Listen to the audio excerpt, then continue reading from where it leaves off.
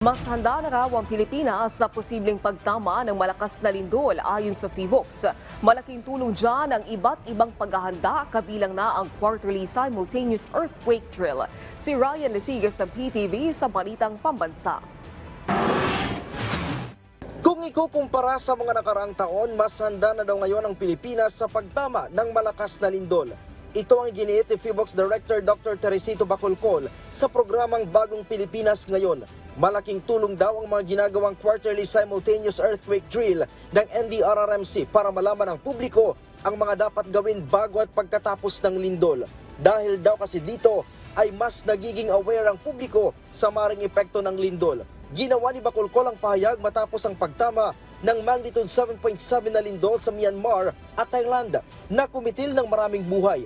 Pero posible nga ba ang pagtama ng magnitude 7.7 na lindol sa bansa? Yes, mas mataas pa kaysa 7.7 na lindol ang pwede nating maranasan.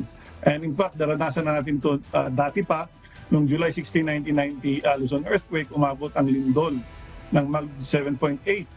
At noong August 17 naman, 1976, nagkaroon naman tayo ng magnitude 8.1 sa may Mindanao.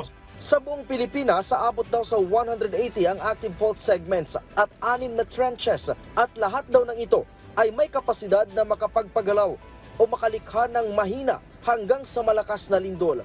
Kabilang na sa pinaghahandaan ngayon ng pamahalaan ang posibleng pagtama ng tinatawag na The Big One. Kabilang daw sa tinututukan ngayon ay ang infrastructure vulnerability, partikular sa Metro Manila. Karamihan daw kasi sa mga gusali, tulay at iba pa ay hindi earthquake resistant.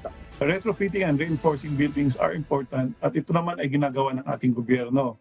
Mas mainam din daw kung laging may nakahandang emergency kits o emergency bag na may pagkain, tubig, gamot at flashlight na tatagal ng 3 araw. Mahalaga rin yung pag-usapan at pagpraktisan yung duck over and hold with other family members and magtakda ng meeting point kung sakaling magkahiwa-hiwalay ang family members during an earthquake.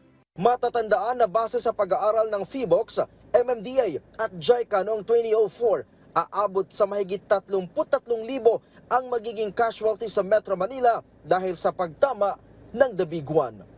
Mula PTV Manila, Ryan Lesigas para sa Balitang Pambansa.